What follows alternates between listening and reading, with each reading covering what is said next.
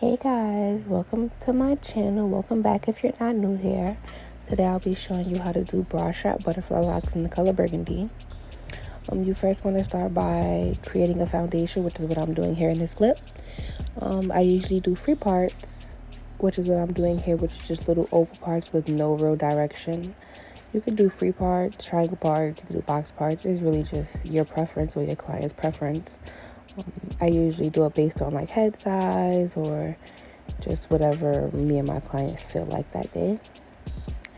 You want to start by just parting the hair and using as little gel as possible to mold the hair, and then use the waterwave hair to create that feed-in braid. And that feed-in braid at the end, you're going to use that hair to wrap the lock back up. The hair that I'm using to create the foundation is the exact same hair that I wrapped the lock with. It's Passion Twist Waterwave hair. I will put the link in the description below. I normally use, so when you order the hair on Amazon, it comes to like between a 6 and 8 pack. For bra strap butterfly locks, I only probably use about like 5 or 6 of them. So it's not really using the whole pack. You'll always have like 1 or 2 packs left over depending on the size of your client's head. So you just want to continue to make that foundation. The parts seem big when you look at them, but overall your client is going to have over 30 locks on their head. It's a very, very full look. I do my parts like this because I don't like bulkiness, and I feel like every lock should have its place to fall down. So that's exactly why I do my parts that size and in that pattern. You just want to continue to part your hair and create that foundation. You want a flat foundation. If your foundation all falls perfectly flat, then your locks will fall the exact same way and you won't have an issue. You want to use as little gel as possible, because when your client comes for a retouch, you don't want to have like severe product buildup. Excuse my voice. I'm still trying to get used to like talking on a video. It's weird. But anyway, sometimes I don't braid all the way down. Like if you ever see me not braiding all the way down the video, it doesn't really make any difference. In my opinion, sometimes I just don't braid all the way down, especially if my client has like really long hair or they're getting really long locks.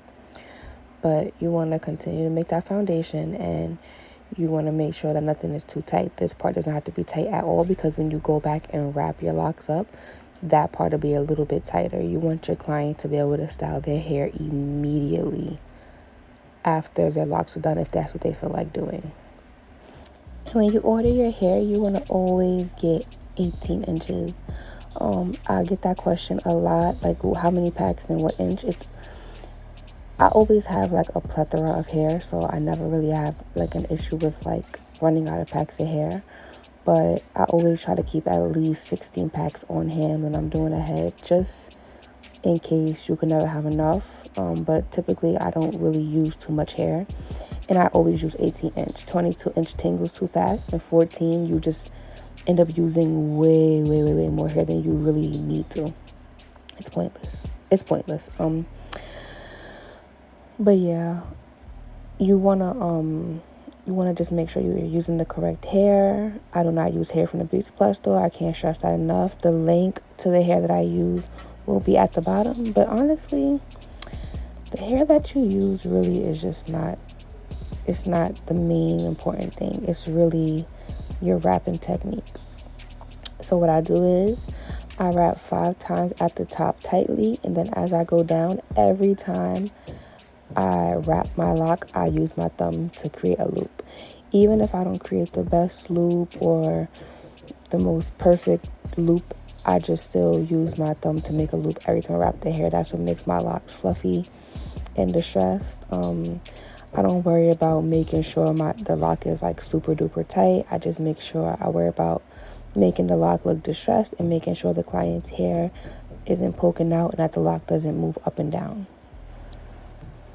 I'm missing a clip, but as I start wrapping, I go row by row. And normally I'll start a row and then I'll go back in and finish it like I'm doing here. So I'll start the top of the lock and then do a whole row, and then I'll go back along the row and finish all the locks and wrap them up.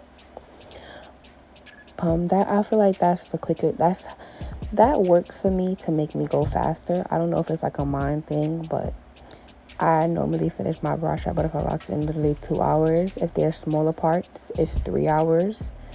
But that's just what works for me. And you always want to make sure you're looping when you wrap. Even if, like I said, you're not creating that perfect loop every single time, the finishing outcome is just so perfect and fluffy and distressed, and it's just super lightweight. A few videos ago, I said to use 2 fluffed out pieces. Now I only use 1 because they create a better loop. So you want to use 1 piece of hair and you want to fluff it out, and then you want to go back in and you want to just wrap it and loop it every time.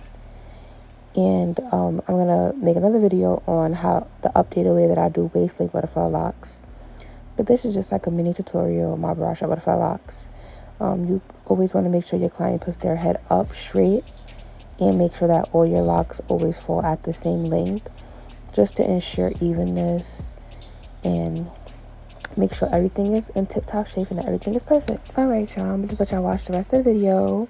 In the next few clips, you'll see how full her hair is, how they move freely, they're super lightweight, and that you should just book me. Thank you for watching, and I'll see you again soon.